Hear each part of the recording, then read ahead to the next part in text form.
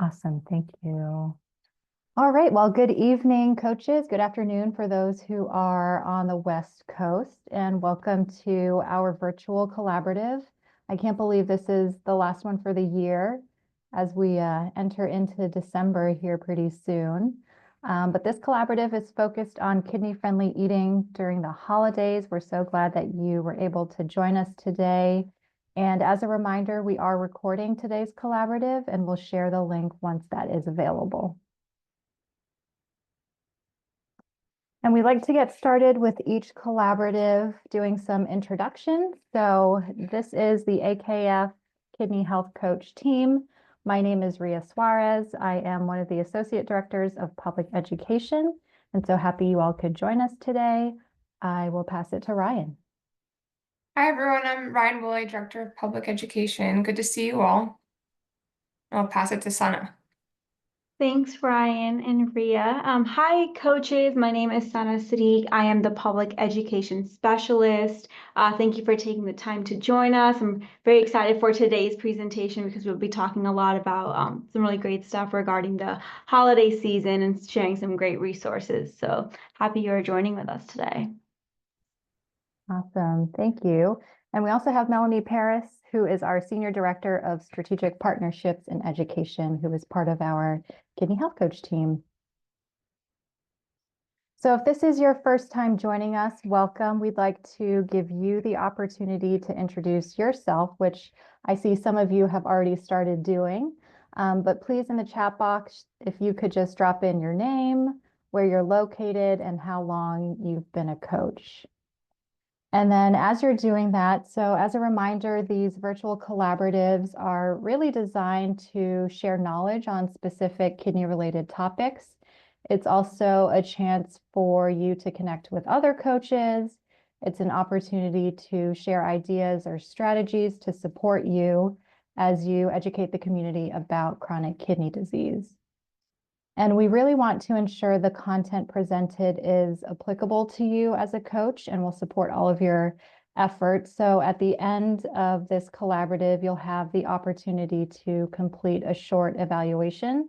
So please do share any topics that you'd like to learn more about or ways that we can improve these virtual events in the future. All right, so let's take a look and see who has joined us today. Helen from Atlanta, Georgia, welcome. Gabriel, I saw you come in very early, so thank you for joining today. Katie Martin, welcome. Oh, and that's all right. You don't have to turn on your camera. Thanks for joining. From Knoxville, Tennessee, LaRonda from Austin. Oh, LaRonda Austin from Southern California. All right, well, welcome everyone. Thank you all for joining this evening. So today we have two guest speakers who will be presenting on helping people avoid kidney disease nutrition pitfalls, the holiday edition, which is presented by Carolyn Feibig, and then food safety during the holidays, which is presented by Meredith Carothers. We'll then have a chance to open it up to our coaches for Q&A and then close out with some reminders and closing.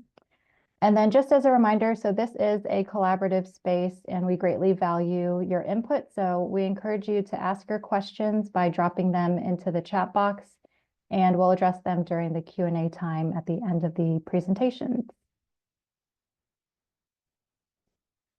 So I'd like to introduce today's speakers. So first we have Carolyn Feibig, who is a transplant dietitian at Inova Hospital and a member of AKF's Dietitian Advisory Group. She is passionate about educating the general public about the importance of early detection of kidney disease and the importance of healthy eating for kidney health. Thank you to Carolyn. And then we're also joined today by Meredith Carothers, who is a public affairs specialist with USDA's Food Safety and Inspection Service. And she works with the food safety education staff to communicate about the importance of preventing foodborne illness, specifically for consumers in the home. She has a master's in public health, specializing in community health promotion, and uses those skills for a variety of communication elements, like developing national communications campaigns, serving as a spokesperson for TV and radio interviews, organizing outreach events, advising in the development of creative materials, managing publication distributions, and much more. So welcome to Carolyn and Meredith. So I will now pass it off to Carolyn to talk about helping people avoid kidney disease nutrition pitfalls. So Carolyn. Hi, everyone. I'm Carolyn, registered dietitian, longtime kidney fan. And so let's jump right into it. We'll talk a little bit about nutrition and how to help your community kind of avoid some of these nutrition pitfalls when it comes to kidney disease in the holiday season. As we all know, the holidays are overwhelming. We're all being pulled into a whole bunch of different, directions. There's family, there's friends, there's parties, there's work. There's always some type of snack or whatnot everywhere. And when you are living with kidney disease, it can be overwhelming, right? They're thinking about in their head, like, oh, I don't want to gain too much weight. Oh, like my potassium. Oh, my phosphorus. Oh my goodness, how am I going to do these things? And a lot of times people end up just kind of avoiding holiday parties. And that's not what we want to do, right? They just feel it's easier to not to go than it is to go because they just don't know how to navigate. So I really want to help give you guys some tools and tricks to help your community be able to go out and have fun with their friends and their families and all these things during the holiday season. So let's hop on over to and do it, right? Next slide, I guess. So really when we're thinking about the holiday, really for everyone, serving size really does matter, right? Serving size matters when we're talking about trying to manage our potassium levels. Serving size matter when we're talking about trying to manage our phosphorus. Serving size is important when trying to manage our calorie intake too. So one of the fastest, easiest ways is just to use a smaller plate. You can build your plate up nice and big and full, and the smaller your plate, the less food you can put on it, right? When you have a big old plate and you just put little bits on it, then you feel deprived and you feel like, oh, I'm not really eating much. But if you have a smaller plate, you can make it all nice and full. Another thing that's pretty handy is actually using your hand as a guide. I know I'm such a cheese ball, but so when you're trying to think about like these higher potassium, these higher phosphorus foods, you could think about like, oh, okay, the front of my fist, that should be something that's maybe higher in phosphorus, higher in potassium, not the whole fist, right? But just like kind of that front part of my fist, something that size.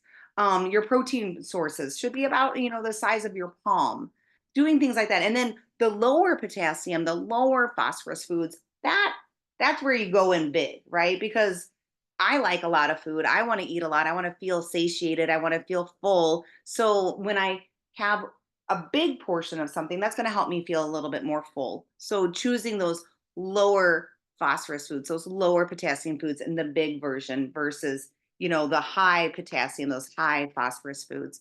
But it's also really important not to skip their favorites, right? I mean, I think a lot of times I'm going to use one of my all-time favorite foods holiday foods is Aunt Beth's potatoes. It's like shredded potatoes. Sometimes people call it funeral potatoes. I don't know, but it's potatoes. So it's really high in potassium. Also, there's a lot of sour cream and things like that and cheese. So it's also high in phosphorus, right? So and it's also high in calories. But I mean, what you want to do is have a little bit of Aunt Beth's potatoes, right? But you have this portion size of Aunt Beth's potatoes instead of, this portion size of it. And don't go back for seconds. Get the best big, a nice good scoop that has like the cheese and all that good stuff and get like that perfect bite and enjoy that. But don't go back for seconds. Don't overload your plate with that. Those are some really good ways to think about managing that portion size. Next slide, please. So when we're talking about foods that are lower in potassium, lower in, like vegetables seem to be one of those really high potassium foods. Fruits are also really high in potassium. So choosing, like if you're going to have a vegetable tray, right? Having teaching your community about choosing those lower potassium foods like bell peppers, right? That's a great thing to dip. Broccoli, another great dipper. Carrots, cauliflower, all of these are really great dippers. Green bean casserole. Green beans are one of the lower in potassium vegetables. So that's another great holiday staple that people like. Choosing apples or a bear, like an apple pie. That's, I mean, I don't know if you can get any more Thanksgiving than that. Maybe a pumpkin pie, but pumpkin's going to be a little bit higher in that potassium realm. So choosing an apple pie over a pumpkin pie, choosing a berry pie, choosing like a blueberry pie versus, you know, that sweet potato pie or something like that. Making sure you have that cranberry relish and make the cranberry relish really delicious. Doing things like that, having like, you know, a fruit plate for a dessert or something. But when we are talking about those, maybe not so much the pumpkin pie because we always get it in a can, but if you're one of those, you know, people that can take a whole pumpkin and turn it into pumpkin pie, they could chop it up into smaller little pieces, and then what we like to call dialyzing the potato, the squash, the yam, the sweet potato, the whole pumpkin. And what you do is there's a couple of different ways you can lower that potassium. So you can cut it into small little cubes, soak it in a whole bunch of water, like 10 extra cups of water. Make sure there's like so much more water than there is vegetable. Soak it in the refrigerator overnight, drain it, rinse it. Then you could even do it again for another 4 hours, and that's going to remove a lot of that potassium. There's another way that you can do that's really good for if you want to make like a potato salad or something like that, and it's going to keep the shape. Or like candy jams, that would be another way. You could cut it into disc and then do those candy jams like that. You can also double boil it, so you can chop up the vegetable. This is really for like those hard winter vegetables, so hard squash and potatoes. They can chop up the vegetable, boil it once, drain it, boil it again, and then it's going to also remove that potassium. You can also do both options, right? You can soak it overnight and you can also double boil it. And that would really remove not most, but it will remove the most amount of potassium in that vegetable. So you can talk to your community about how to do things like that. Next slide, please. Some more potassium and phosphorus tips. That's really what we're talking about, right? So avoiding those pre-packaged foods if possible. That is where you're going to find those added potassiums and those added phosphorus. And added potassium and phosphorus, we're just kind of learning that now added potassium is also very well absorbed, like that added phosphorus. So that's going to raise those potassium and phosphorus levels that your community is trying to avoid. So either avoiding those prepackaged foods if possible, or looking at and reading the label and choosing those that don't have that added potassium, those added phosphorus. The way that you're going to know if it's added is that it's going to be in the ingredient label and it's going to say potassium sorbate or phosphorus or phosphate something. And that will be a good, like, you know, alert for that. There are a lot of favorites out there, like some snack crackers, even like some, you know, stuffings out there that don't have these added phosphorus or these phosphorus additives in there. So that's always you know, a bonus to be reading those labels to find those. Cooking at home, you're in control. They're in control when they cook at home, right? So what you want to do is if they, you know, encourage them to swap those high potassium vegetables for lower potassium ones, right? So they can swap out, you know, instead of having a tomato sauce, they can swap out a roasted red bell pepper sauce. Instead of having some other high potassium dish, they could have a green bean casserole, things like that. Again, back to that dialyzing of those high potassium root vegetables. Actually, it's called leaching, you know, out the potassium, but, you know, dialyzing it, right? And then another thing you can do with greens, because greens are notoriously high in potassium. They can boil the green, you can drain the green, they can rinse the green, and that'll wash off any of that, you know, like drain out all of that boiled water, and some of that potassium will come out in that boiling water. That's one of those reasons why the double boil method works. Rinsing it will rinse off any of that potassium that has gotten out of there. And then they will still be high in potassium. Don't think that they're going to lower it enough that it's going to be a low potassium food. No, but this way it won't be extraordinary out of control high. And again, small portion. Greens are one of those really tricky ones, but I know that people love their greens in the Christmas and holiday season. So next slide, please. So phosphorus, right? So increasing daily activity helps burn phosphorus. Our energy molecule is called ATP, adenosine triphosphate. So there's 3 phosphorus in every energy molecule. So the more we move, the more phosphorus we burn. Taking extra binders, so encouraging your community to talk to their doctors, saying, "Hey, can I take an extra phosphorus binder? Hey, would that be a safe, good thing for me to do?" And then the doctor and them can make a decision like, "Hey, yeah, that would be a fine thing for you to do." And when we're talking about binders, pretty much throughout this talk, we're not talking about potassium binders. That's a totally different situation. We're talking about those phosphorus binders. And usually you can take an extra phosphorus binder or not, but it's always best to talk to the medical team about doing things like that. But, encourage them to go and talk to their doctor about like, should I take an extra phosphorus binder? And some of these higher phosphorus foods are going to be those pre-made bakery items, chocolate, stuffings like stovetop stuffing and things like that. A lot of these holiday favorites, and really, I mean, like any box stuffing is going to most likely have some added phosphorus to it. Keeping binders in all these different little places, right? So keeping binders by their couch, like maybe they're snacking on things. Well, have some binders in the couch, have some on the table, always have some in the glove compartment. Because what if you're out and about and someone's like, "Hey, I'm having a holiday party," and because you see them out, well, then they have them with them, right? Always have some in the purse and the wallet. Having those little tips can help them manage that phosphorus better. Next slide, please. Again, back to being active, right? It's a great way to burn that phosphorus. It's also a great way to burn calories, right? So, I mean, like the holiday season, I feel like a lot of us, end up gaining weight. So it's something that we always want to be conscious about. Well, you don't want to overeat too much because of the potassium, because of the phosphorus, and because of some possible weight gain, right? So it's a great way to burn phosphorus and calories and also help manage blood sugars too. Just the more active you are, the better controlled your blood sugars. So if they're hosting, and they're cleaning their house, have them turn on some music and dance while they're cleaning. They'll burn a few extra calories. Parking, at the end of the lot or as far away as they possibly can, that's safely for them to get to and from the front door into the store. Have them take a little extra lap around the shopping mall or things like that. Take the stairs. I know a lot of us don't want to take the stairs, and seriously, taking the stairs is great. And I don't know where it became like law that you had to take the stairs. Like if you were going to take the stairs, if your appointment's on the 12th floor, why you have to walk up all 12 flights, right? Walk up 1 flight and then get on the elevator. Or maybe you can walk up 2 flights and then get on the elevator.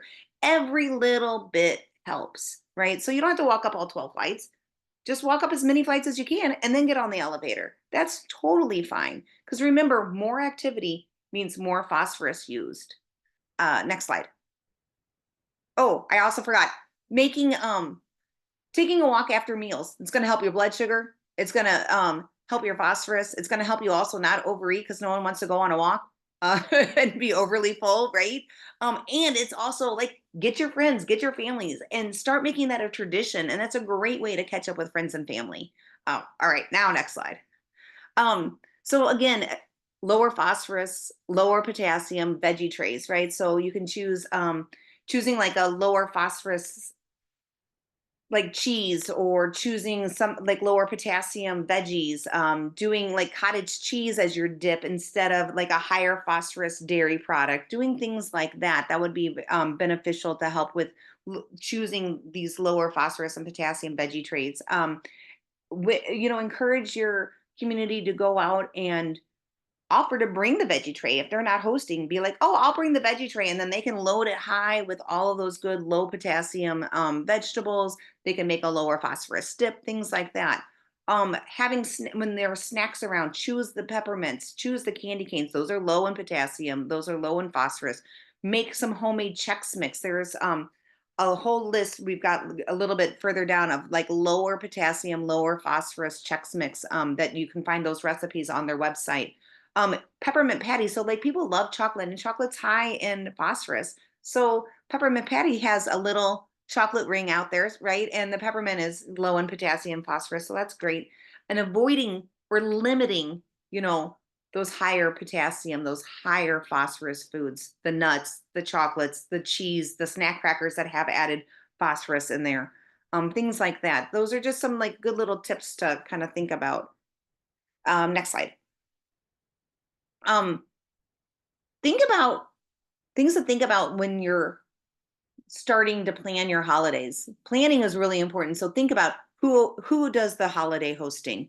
What are the traditional dishes? Think about which ones are high in potassium, which ones are high in phosphorus. Which ones are your favorite dishes?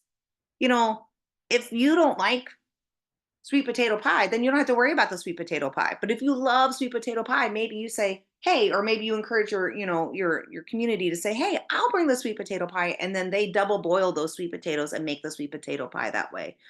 So thinking about their favorite dishes, right?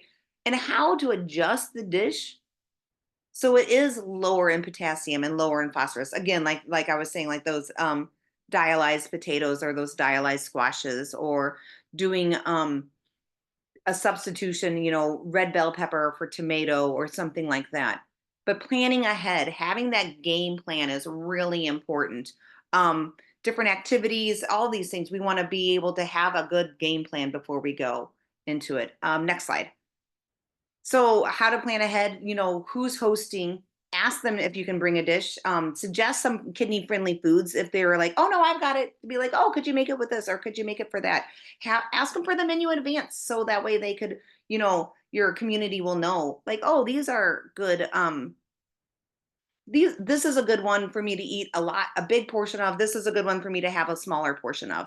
Again, because those portion size matters, right? So you're always thinking about which ones, the lower potassium, the lower phosphorus foods, you have those big portions where as you're thinking when you have that menu, like, oh, okay, this is a little bit higher, so I'm going to have that smaller portion. Eating before the party, because maybe you don't want, you just know that you're going to be one of those snackers, right? So maybe having a little something so that way you're not so hungry before you go. Also, don't stand facing the food. Encourage your community to stand with their back to the food, so you're not always seeing it. It's not like sitting there chirping in your head, oh, eat me, right? Chewing gum, like you go and you eat, and then have them have like a little toothbrush or something, or like swish their mouth so that they don't have like any food particles, and then pop in some gum if they think that they're one of those people that like they see the food and they want to eat it. This way they won't have to. And then always having them have binders around, right? So have them in their pockets, have them in their wallet, just always have them having binders around, so that way they don't end up getting too much phosphorus.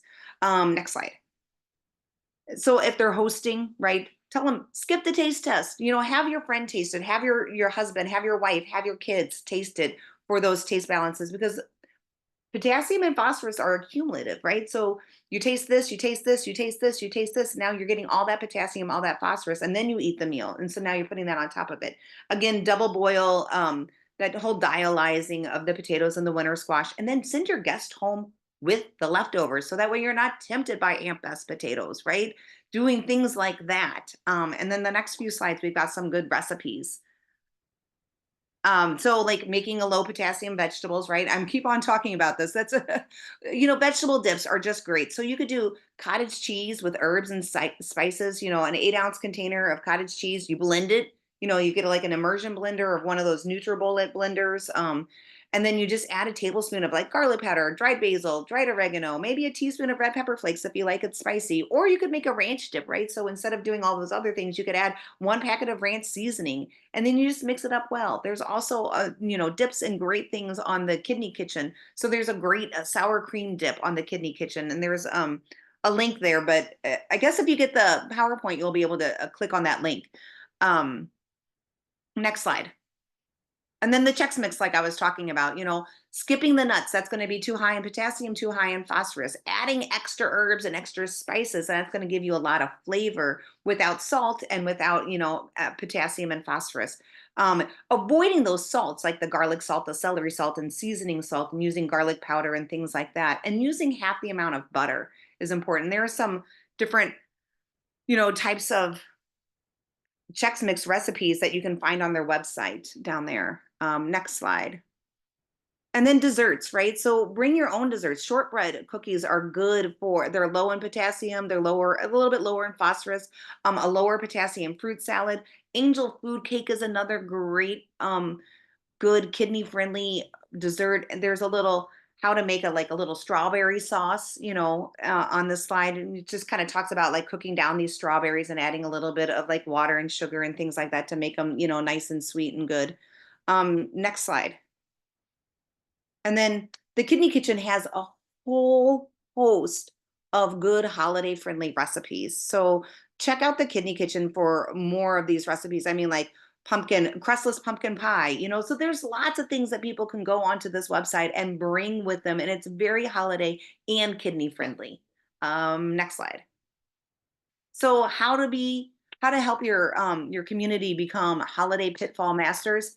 Homemade versus store-bought. That way you're not going to get any of that added potassium or any of that added phosphorus. Reading the labels when you need to bring a pre-made thing, so that way you don't see that added phosphorus and that added potassium. Dialyzing the potatoes and other root vegetables. Choosing those naturally low in potassium and low in phosphorus foods. Being prepared, planning ahead for holiday parties and dinners. And then making sure that they always have their binders with them, increasing their daily activity level. These are all really important ways to help master those holidays. Next slide. And some of my references. Wonderful. Thank you, Carolyn, for Thanks. sharing those tips and strategies. I hope these have been helpful for our coaches, either for yourself or for the community members that you're speaking with, especially now during the holiday season. So again, as a reminder, please drop any questions that you have and we'll answer them during the Q&A portion. But now we will move to our next speaker, Meredith, who will be speaking on food safety during the holidays. Meredith? Hi, everyone, and thanks, Rhea, for the introduction. I'm Meredith Carothers, and I work for USDA's Food Safety and Inspection Service, and I specifically work with the food safety education staff. And we are full on gearing up for Thanksgiving and all of the inquiries we're going to get, media inquiries and different interviews. We're doing a big media tour tomorrow. So we're really gearing up to talk about turkey and educate everyone on food safety during the holidays. So Ray, if you can go to the next slide, I'll give everyone a little introduction about the Food Safety and Inspection Service. So we are the agency within the USDA responsible for ensuring that meat, poultry, and egg products are safe, wholesome, and properly labeled. We, as an agency, are in the production plants and making sure that food is safe in that realm and in those scenarios and environments. But my team is a small team within the Food Safety and Inspection Service that specifically focuses on consumer education and making sure that consumers are aware about foodborne illness, its impacts, and how to safely handle food in their own homes. So foodborne illness, for anybody that might not be familiar, is also known as food poisoning, but is an illness caused by consuming food or drinks that are contaminated with harmful bacteria, viruses, parasites, chemicals, or toxins. So that's the very clinical answer or definition of foodborne illness. But food poisoning, most people are pretty familiar with. Symptoms can range quite greatly, and we'll go over those in a few slides. But everyone is at risk of getting foodborne illness. It does not matter if you are a fully healthy individual or if you're an older adult or if you're someone living with kidney disease. Everyone's at risk for a foodborne illness, but some people are at greater risk for experiencing a more serious illness or even death should they get a foodborne illness. And those at greater risk are anybody who has a compromised or weakened immune system, such as those with kidney disease, HIV, cancer, diabetes, transplant patients, other age groups such as infants or young children, older adults, and others such as pregnant people and their unborn babies. So all of those are considered at-risk individuals, and the repercussions of getting a foodborne illness can be much greater and more severe for them, which is why I'm here to speak with you today, because it's very important for everybody that is preparing a meal or eating a meal or doing any kind of food prep or gatherings for the holidays to keep food safety in mind and to not only implement those safe handling practices yourself if you are cooking or cooking for others, but if you are educating those who have kidney disease and are going to be eating at these events, making sure that they're kind of keeping an eye out for certain things and not consuming food that's been left out for too long, for example, and knowing how to recognize those kind of food safety red flags as they go into holiday gatherings. But we will dive right in, so we can go to the next slide, and I will continue my speaking about foodborne illness and its impact. But Foodborne illness, as I've mentioned, can be quite serious, but it results in 48 million illnesses, 128,000 hospitalizations, and 3,000 deaths per year. So this kind of gives everyone a bit of an indication in numbers how significant the impact of foodborne illness is. And it oftentimes goes unreported. You know, these are the reported numbers, and foodborne illness can be something as simple as tummy cramps and going to the bathroom, which is not something that somebody would necessarily go report. So numbers could be much higher than this technically. But next slide. Some symptoms of foodborne illness include nausea, vomiting, diarrhea, or fever. Symptoms are often flu-like, so people might not really recognize that the illness has been caused by food. You know, kind of like I just mentioned, somebody might just think they have an upset stomach, not really realize that they ate something wonky, or that's actually a foodborne illness. And symptoms can be quite tricky because they can either occur minutes after consuming something or weeks after consuming something. So getting foodborne illness and experiencing symptoms can really range quite greatly. But enough about my foodborne, or enough about me standing on a stool screaming about foodborne illness and its impacts. And we'll get into some of the actual safe food handling steps and tips for holidays.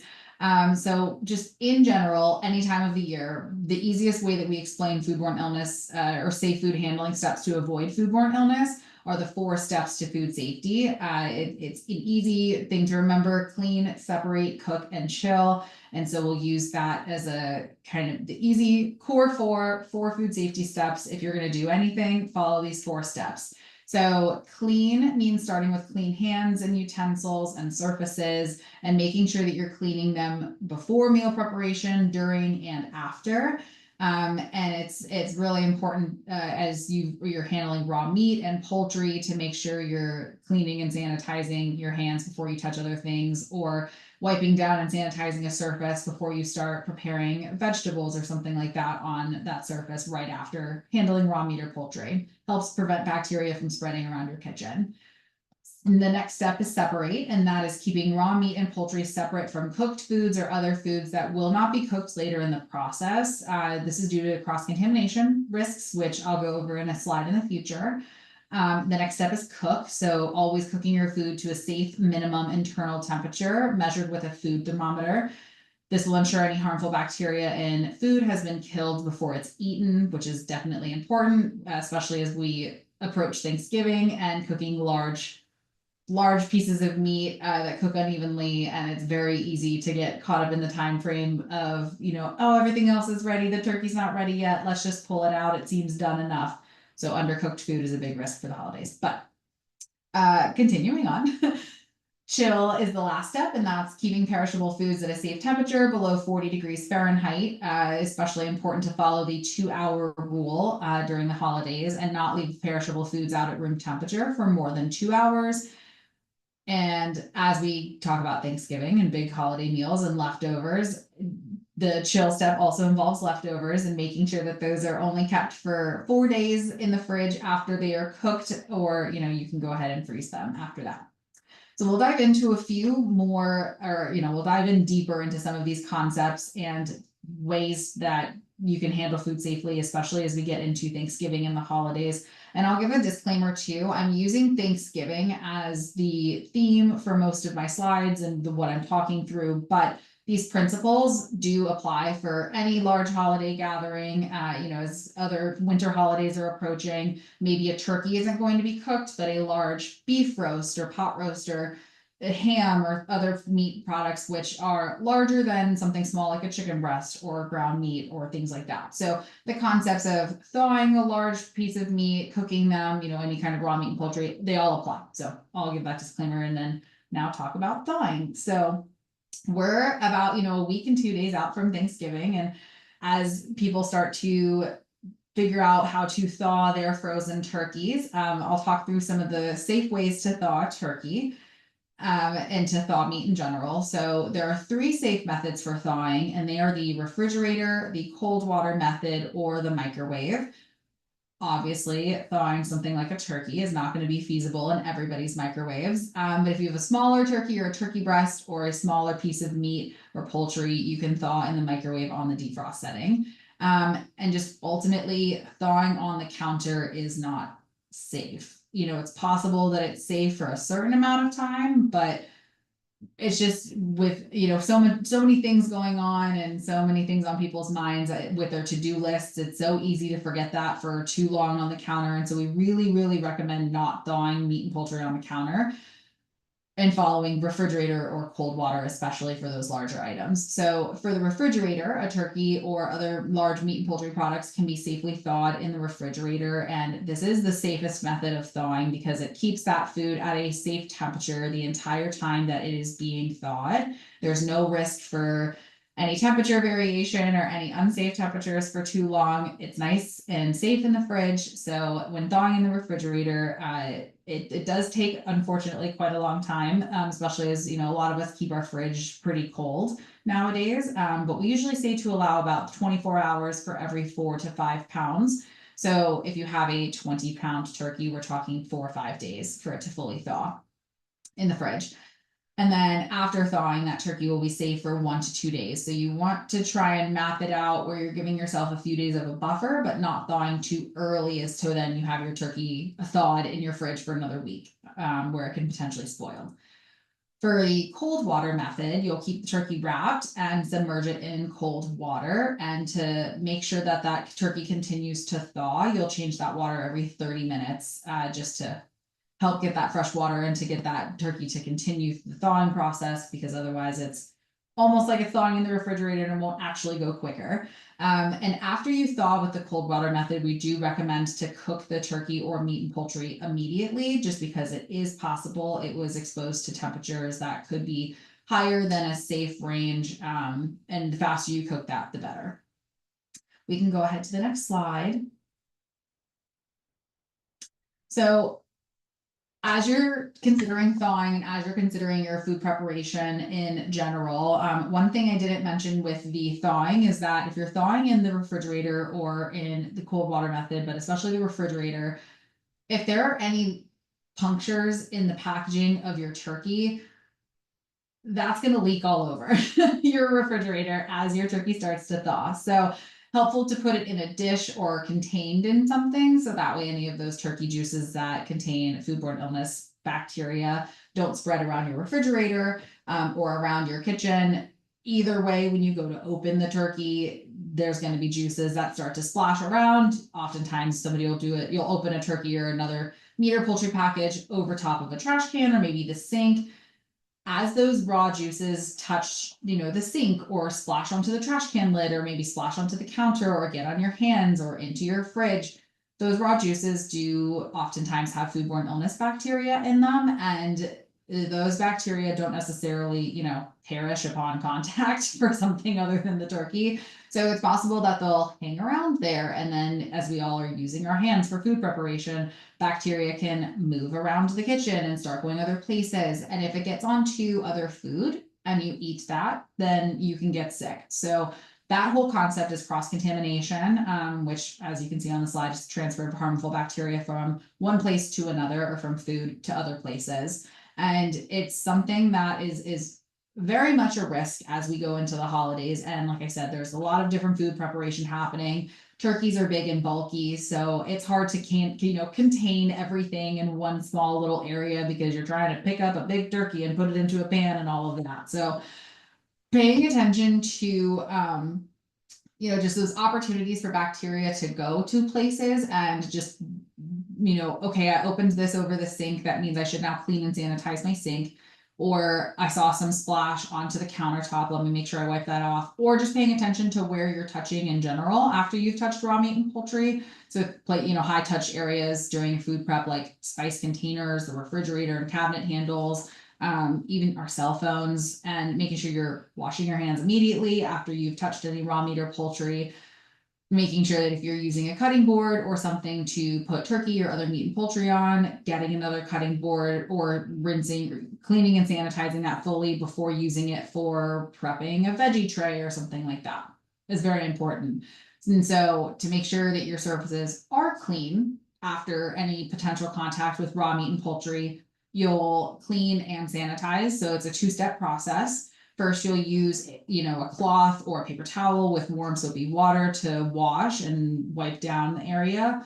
And then you can use a homemade or commercial sanitizer or disinfectant to fully kill the germs. So you'll wipe with warm soapy water first and then wipe with a sanitizer. Those can be things like, the Clorox wipes or things like that from the store, or you can make a homemade solution of 1 tablespoon of bleach to a gallon of water, and those work well to sanitize those areas. We can go to the next slide. As we talk about cooking and stuffing a turkey, the turkey is oftentimes the centerpiece of a Thanksgiving meal specifically, but other big meat poultry items are big, really the centerpiece of these big holiday meals. It's really important to cook those safely. And so obviously using a food thermometer to test the internal temperature is important at the end, but following safe cooking tips before it even goes into the way, however you're cooking it, is important too. So we've talked about thawing, we've talked about, cross-contamination, reducing that risk. But when you go to choose a cooking method, which as we all know, for a turkey, there's a number of different cooking methods, as you can see here: roasting, deep fat frying, grilling, or smoking, or, even putting it in a slow cooker if you are doing turkey parts. Knowing how to do those methods safely and following appropriate cooking times and other safety precautions is important. So I won't go into too much detail about these, different cooking methods and how to do that. But as a lot of us are familiar, the most common way that people will be cooking a turkey or, cooking larger roasts and things are going to be in the oven. So cooking a turkey in the oven is important to not put the oven below 325 degrees. I'll talk a little bit about the meat and poultry hotline later on, but we have a consumer hotline. And one of the big questions that we hear every year is, oh, I saw this recipe where I can cook that turkey low and slow in the oven. That is not safe. It needs to be at 325 or above. And we have different roasting times and charts, and we do have different fact sheets and things that go over cooking method and information for these other cooking methods. And one of the things that I'll touch on, as the slide says, is stuffing. When you're thinking of stuffing a turkey, it's a bit of a risky practice to do, just because you're putting warm, moist things into a cavity of a turkey, which has foodborne illness bacteria. It's possible it'll take too long for it to fully cook before it, produces heat resistant toxins or things like that. But it's still possible to stuff a turkey safely. And we just recommend that if you do stuff your turkey, you make sure that you use a food thermometer for the center of the stuffing as well, and that it reaches 165 degrees Fahrenheit. And we can go to the next slide, and I'll touch on the internal temperature for turkey in general. So normally when you're using a food thermometer, you'll want to put the food thermometer in the thickest part of the food. So if you're talking about a beef roast, you'll put it into the thickest part. You can test it in multiple places if there are different sizes, like if one side's bigger than the other. But oftentimes you'll put it in the thickest or the biggest part. A turkey is a bit wonky, and it has different variations to it, and it cooks unevenly. And so the best way to take the internal temperature of a turkey is to actually take it in 3 parts, which are the innermost part of the thigh, the innermost part of the wing, and the thickest part of the breast. That just makes sure that it's reached 165 degrees Fahrenheit in all of those places. So you eliminate or reduce your risk of undercooked turkey with bacteria that's still present and could make people sick. Pop-up timers are a great resource in turkeys, and they are pretty accurate. They just only check the temperature in one place. So very much recommend checking it in 3 places. Next slide. These are our recommended safe internal temperatures for other meat and poultry products other than just poultry.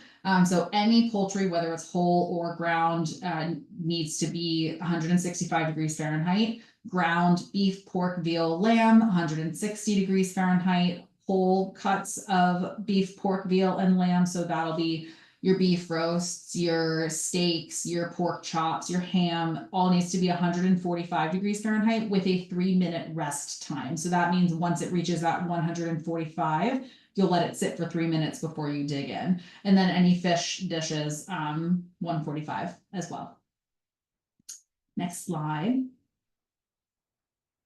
So that's a little bit about the, specific preparation of turkey or other meat and poultry food items, but these are some concepts that are very important to touch on for holidays and large gatherings or meals that, might be served and then take quite a long time to finish eating. So the danger zone and the 2-hour rule have to do with foods that are out at room temperature. So the danger zone is the range of temperatures between 40 degrees Fahrenheit and 140 degrees Fahrenheit, where bacteria multiply at a faster pace. And if they multiply to certain levels, they can produce heat-resistant toxins that won't be killed by cooking later on.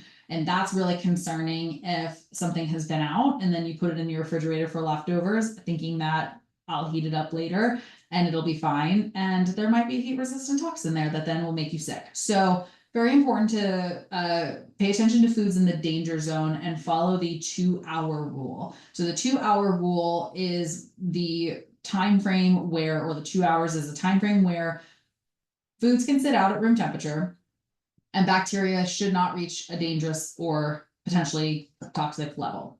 So within that 2-hour time frame, you're guaranteed that your food can be out at room temperature without bacteria reaching a dangerous level.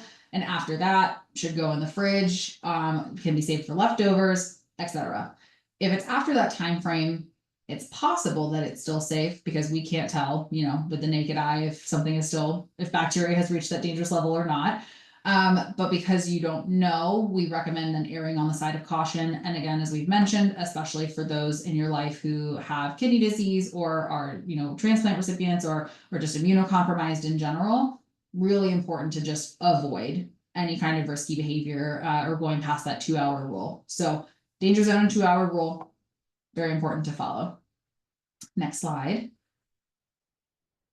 When it comes to serving food, I know I'm saying to follow the 2-hour rule over and over and over, but following the 2-hour rule by setting a timer or, keeping track of how long food has been out is important, helping advise people or say, hey, it's been an hour and a half. Can we start getting leftovers packed up or things like that? Those are ways to kind of help watch and protect because it's so easy to get lost in time when you're with your loved ones and you're at larger gatherings and the food has been sitting out for a long time. But following the 2-hour rule, or if you want foods to be out for longer than 2 hours or to make sure that they're at a safe temperature, you can keep hot foods hot above 140 degrees Fahrenheit, or you can keep cold foods cold below 40 degrees Fahrenheit. So some examples are you can serve your hot foods in warming trays, chafing dishes, slow cookers, or, if something is ready ahead of time, you can put it in a preheated oven and let it sit in there until you're ready to serve. Things that will help keep that food warm above that 140 degrees will mean that bacteria are in a temperature where they cannot multiply and do anything. So that is an option for hot foods. For cold foods, you can put the foods in a bowl or on a plate and nestle that in ice. So for example, you can put a bowl of ice down and then put a bowl of your dips on top of that. That ice will provide that cold temperature around the dip itself, helping keep it cold below 40 degrees Fahrenheit. Or another option too is that you can put food out in smaller portions. So keep, your dips or your deviled eggs or things like that in the fridge and serve them in smaller numbers and then go back and replenish that after that. We can go to the next slide. Arguably one of the best parts about Thanksgiving and the holidays and our favorite meals that we're only getting really once a year is the leftovers. And I know that for anybody who's really excited to have leftovers, making sure that they have followed the 2-hour rule and not been in the danger zone for too long is important for the sake of your leftovers. Because if, like I said, if food has been out for longer than 2 hours, especially for immunocompromised individuals, it is not safe to take that risk and leftovers will have to be discarded. So any leftovers that have been put into the fridge within 2 hours or have been kept hot or cold can be packed into smaller portions and small shallow containers. That will help food cool quicker and really ensure that they're staying safe. It's not safe to put something like a whole turkey carcass into the fridge because it might still be super hot, take too long to cool. Big casserole dishes of mac and cheese or mashed potatoes or stuffing or things that are really dense are going to hold on to that heat for a lot longer and again may take way too long to cool in a safe time frame in the refrigerator. So breaking those down into smaller portions, shallow containers are going to be a great way to help your leftovers cool quickly enough so that they're, cooling in a safe amount of time.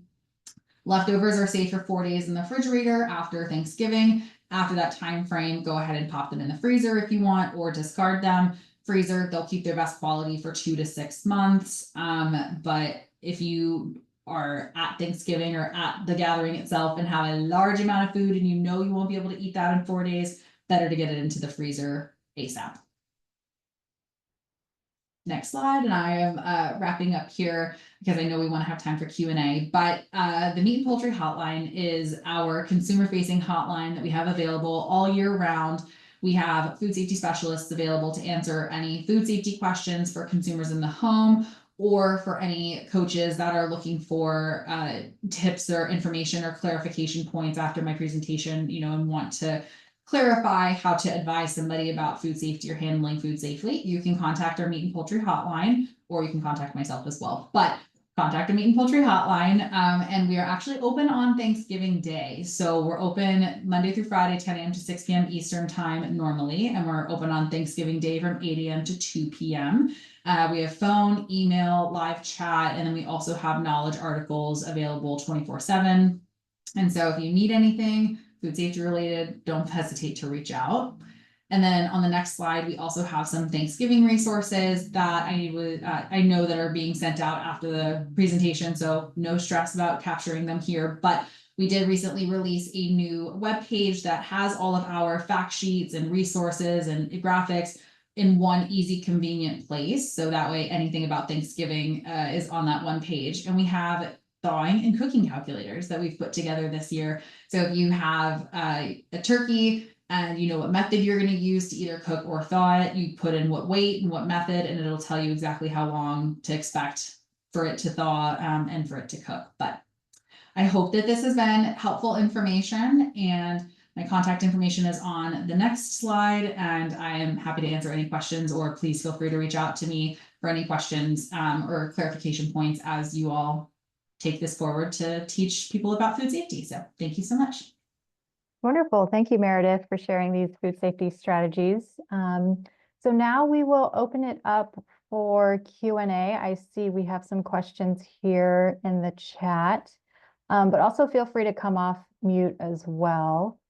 I'll start with one of the first questions we received. Let's see, it says, why is potassium dangerous to kidneys? I know doctors prescribe potassium for high blood pressure. Why is potassium not good for kidneys? I can field this one, but first off, I want to say, obviously, this would be more so from a doctor level, but from a dietitian level, right? Your kidneys are what I know doctors do prescribe potassium and things like that for other disease states. However, our kidneys are what are filtering out our blood, right? And our kidneys, inside our kidneys are like the size of our fist. We've got 2 of them right here in the back. And inside your kidney, you've got a nephron. And the nephron is like the workhorse. You got about 1 million nephrons in each kidney. And these nephrons are what are filtering your blood. And they are making sure that your potassium levels, your sodium levels, your fluid levels, all these different levels that our body needs to be in the right, to have it be in the right space. When your kidneys are damaged, those little nephrons get damaged and they're not filtering the blood as well as possible. And then as time goes on and kidney function declines, that means that they're filtering less and less and less and less effectively. And then that could mean that your potassium levels go up and up and up and up and up, because you might not be even if you're peeing, you may not be urinating out the potassium. And high levels of potassium are very dangerous. Potassium helps control muscle contraction, including your heart. And so if you have too high of potassium, your heart could beat too slowly. And then you could go into what's called bradycardia, or your heart can beat too slowly, causing cardiac arrest, and then also ending up, worst case scenario, death. So we are very concerned about making sure that potassium levels stay in that correct range. Great, thank you, Carolyn. We have another question here. You were talking about potassium and phosphorus binders. Could you just talk a little bit about what those are and what they do? Yeah. So what they do, they bind either the potassium or the phosphorus, right? So your potassium binders, that's a newer class. And I say newer, I mean, they've been out since like 2015. So, I mean, they're not too new.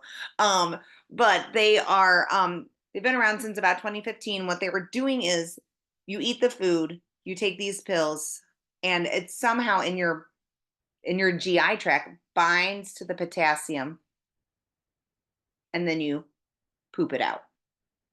Same thing with the phosphorus binders. Phosphorus binders, you actually need to take about in between like 10 to 5 minutes before eating, whereas like a potassium binder, you just take it, I think it's like once a day. Again, that would be a doctor thing to really talk about how they are prescribed. But your phosphorus binder, you take it about 5 to 10 minutes before eating. Then you eat the food. And again, it binds to the phosphorus and it travels through your gut and it doesn't get absorbed, and then you poop it out. And that will help keep your phosphorus levels and your potassium levels not too high. It keeps it in a better range. Great, thank you. This question's for you, Meredith. What will happen if meat isn't thawed before cooking or baking? So you can totally cook things from frozen. That's perfectly fine. It just may impact the quality and it takes a bit longer, but safety wise, you can cook from fully frozen. Like you can even cook a full turkey from fully frozen, and it just takes a bit longer and might dry it out a little bit more than if it was fully thawed. And then for something like a turkey, it just makes it a little more difficult to get things like the giblet bag out and to season it, because you don't want to season it while it's frozen and going in. So it adds a little bit more effort depending to reach the same quality product, but it's fully safe to do. Great, thank you. And then if freezing food, can you freeze after the 3rd day? And how many days will it be good when thawed out? Yep, so you can freeze on the 1st day or on the 3rd day or the 4th day. You can freeze at any point in that time frame.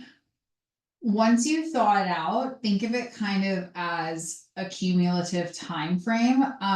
It's not a guarantee that if you freeze it on the 4th day, like you have to use it within the day it's fully thawed, but it will guarantee that you're eating your food before it starts to spoil, if that makes sense. So if you think about it, if you're freezing it on the 4th day, it's already then been in the fridge for 4 days, and freezing it's almost going to pause it in time. It's not going to kill bacteria. It's not going to rid of any spoilage that's happening. It's just going to kind of pause it.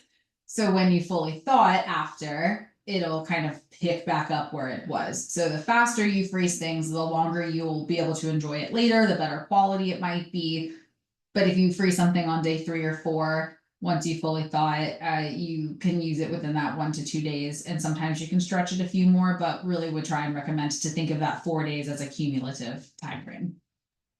Awesome, thank you. And I know we have 1 minute left here. I see a question about whether this presentation will be available. Yes, we are recording this and it will be made live on our YouTube playlist. And we'll send that out to the group after it is available. So to wrap us up, I want to go over a few reminders. Thank you everyone for your questions. If you have any additional questions, please feel free to reach out to us after today's call. So this is your reminder to please log your 2024 sessions. If you hosted any education sessions or activities, please do that through the Kidney Health Coach portal, which we'll drop the link into the chat here, but please do that. You can log any of the sessions that you hosted throughout 2024. And then we spoke about the short evaluation, so please complete the short survey about your experience. This will help us improve our collaboratives and identify future topics in the future. We will also have that link available to you here. And then to close us out, so I just want to take a moment to thank our wonderful speakers, Carolyn and Meredith. Thank you so much for your tips and strategies. I hope that was helpful for all of our coaches. to implement this holiday season. I also want to thank each and every one of our coaches for just your time and dedication to improving the lives of people in your communities, those who are at risk or living with kidney disease. Your commitment really is inspiring and is doing great work for kidney health. So from all of us here at AKF, we wish you a very happy and healthy holiday season. And again, if you have any questions or comments, you can connect with us on Facebook or email us at education@kidneyfund.org, and we'll drop that link in the chat. So everyone take care and happy holidays. Bye-bye.